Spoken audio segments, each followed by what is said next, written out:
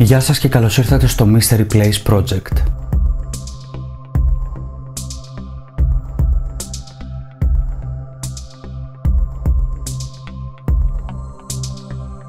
Με το σημερινό βίντεο θα ταξιδέψουμε αρκετά μακριά και θα γνωρίσουμε ένα από τα πιο αμφιλεγόμενα μυστήρια των τελευταίων χρόνων. Μεταφερόμαστε στον καθεδρικό ναό της Γκουανταλαχάρα του Μεξικό.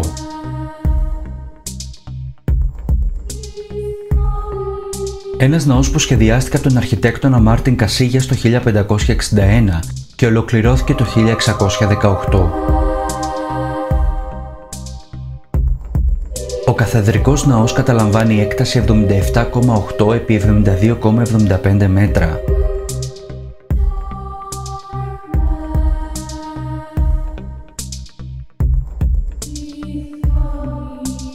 Περιέχει βωμούς αφιερωμένους στην κοίμηση της Θεοτόκου, την Παναγία της Γουαδελούπης, την Παναγία των Θλίψεων, την Παναγία του Ζαποπάν,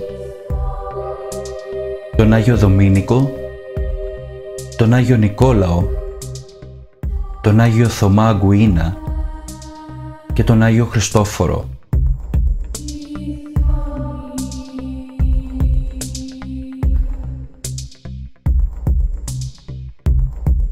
Στο συγκεκριμένο όμως ναό υπάρχει και η Σάντα Ινοσένσια, ή αλλιώς Αγία Αθωότητα.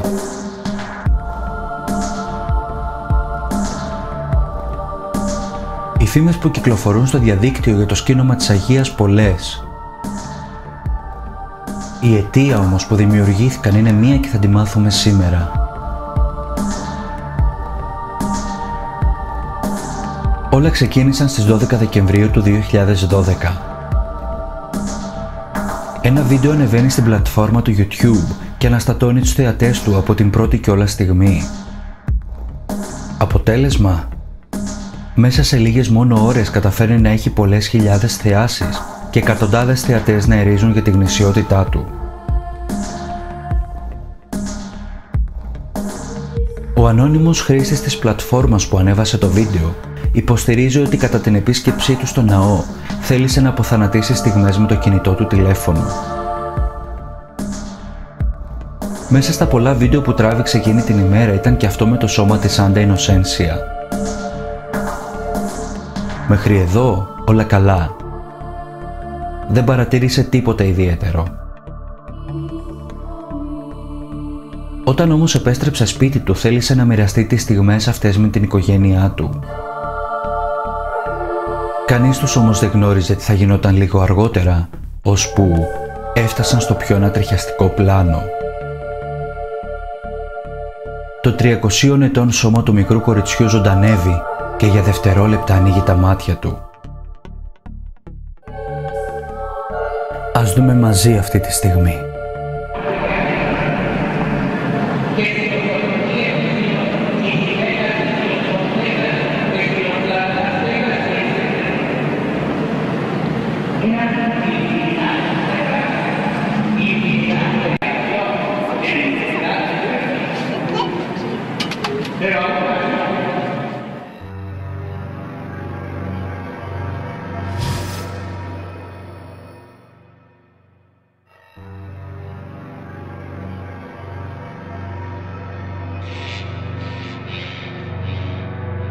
Με το βίντεο αυτό ασχολήθηκαν μερικές από τις πιο γνωστές εφημερίδες του κόσμου, όπως Daily Mail, The Sun, The Daily Express και The Huffington Post.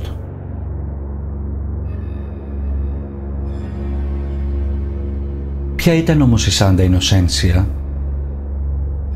Όπως αναφέρει η ιστοσελίδα Precunda Sendoral, υπάρχουν δύο εκδοχές για την ιστορία της. Η μία μιλάει για ένα κορίτσι ρωμαϊκής καταγωγής, το οποίο δολοφονήθηκε από Ρωμαίους λεγεώνες ή από τον πατέρα της γιατί ασπάστηκε το χριστιανισμό. Επίσης λέγεται ότι το σώμα της μεταφέρθηκε στις κατακόμβες της Ρώμης, όπου βρέθηκε ξανά αιώνες αργότερα και συγκεκριμένα το 1786 σε σχεδόν τέλεια κατάσταση πριν μεταφερθεί στο Μεξικό που έπρεπε να τεθεί σε μία μονή. Για πολιτικούς λόγους κατέληξε στον καθεδρικό ναό που μπορεί να τη δει ο κόσμος σήμερα. Η δεύτερη εκδοχή της ιστορίας μιλάει για ένα νεαρό κορίτσι από το Μεξικό με το όνομα Ινοσένσια. Το κορίτσι λοιπόν αυτό, ακούγοντας τους μαθητές της να μιλούν για την πρώτη τους κοινωνία, θέλησε να συμμετάσχει και αυτή στην τελετή. Ωστόσο, όταν εξομολογήθηκε στον πατέρα της την επιθυμία της να γίνει χριστιανή και να λάβει την πρώτη της κοινωνία, αυτός αντέδρασε με πολύ άσχημο τρόπο, χτυπώντας την βάναυσα. Ασφαλώς και της απαγόρευσε και τη συμμετοχή της σε οποιαδήποτε από αυτές τις ανοησίες, όπως τις χαρακτήρισε. Μια μέρα, καθώς το μικρό κορίτσι επέστρεφε σπίτι του, πέρασε έξω από ένα κτίριο, όπου άκουσε ψαλμούς και τραγούδια. Μην μπορώντας να αντισταθεί σε αυτούς τους γλυκούς για τα αυτιά της ήχους, στάθηκε κάτω από το παράθυρο σαν μαγεμένη και απολάμβανε τη στιγμή. Αυτό συνεχίστηκε για αρκετές μέρες. Η μικρή Ινοσένσια κάθε φορά που βρισκόταν εκεί, έγραφε σε ένα τετράδιο όλους τους στίχους από τους ύμνους και τα τραγούδια που άκουγε.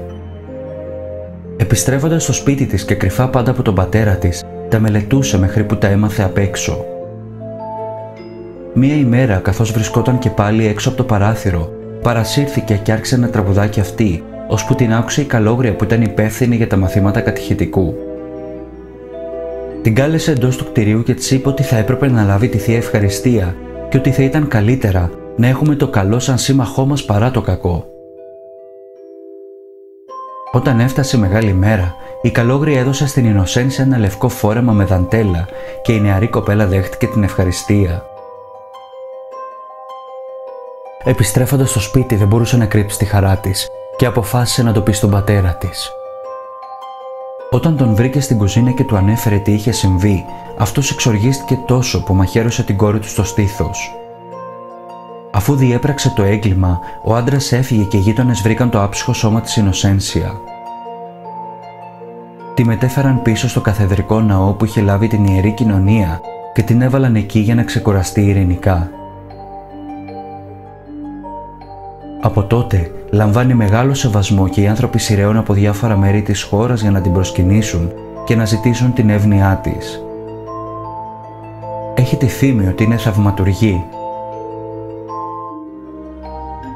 Υπάρχουν πολλές και διάφορες εικόνες της Σάντα Ινοσένσια. Σε μερικές μοιάζει περισσότερο με άγαλμα, ενώ άλλες δείχνουν ένα κυρώδες πρόσωπο, και αυτό γιατί το σώμα της διατηρήθηκε σε κερί. Οι μοναδικές αληθινές εικόνες του σώματός της είναι αυτές που δείχνουν τα σκελετωμένα χέρια και το αίμα της. Μάλιστα, πολλοί υποστηρίζουν ότι είναι και τα μόνα λείψανα που έχουν διασωθεί και πως το υπόλοιπο σώμα είναι ψεύτικο. Το ότι την έχουν ντύσει με μία στολή κοινωνίας ίσως να προκάλεσε τη λαϊκή φαντασία να εφεύρει την ιστορία της κοινωνίας της μάρτυρος.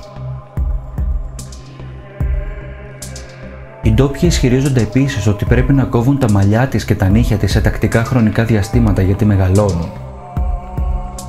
Αν όμως παρατηρήσει κάποιος καλά, θα δει ότι δεν είναι αληθινά μαλλιά αλλά περούκα. Ωστόσο, το ερώτημα για το πόσο αληθινό, ψευδές ή παραφυσικό είναι το γεγονός να ανοίγει τα μάτια της παραμένει.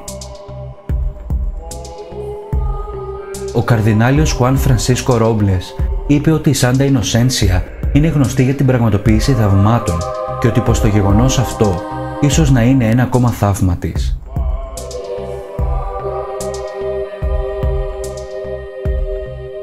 Αν και έχουν περάσει 8 χρόνια από τότε, στο διαδίκτυο οι συζητήσεις και οι αντιπαραθέσεις δεν έχουν πάψει. Υπάρχουν αρκετοί σχολιαστές που λένε ότι το βίντεο είναι ψεύτικο, ενώ άλλοι απαντούν ότι όσοι πιστεύουν δεν χρειάζονται εξήγηση. Ρίξτε μια ματιά και πάλι στο βίντεο. Εσείς τι πιστεύετε?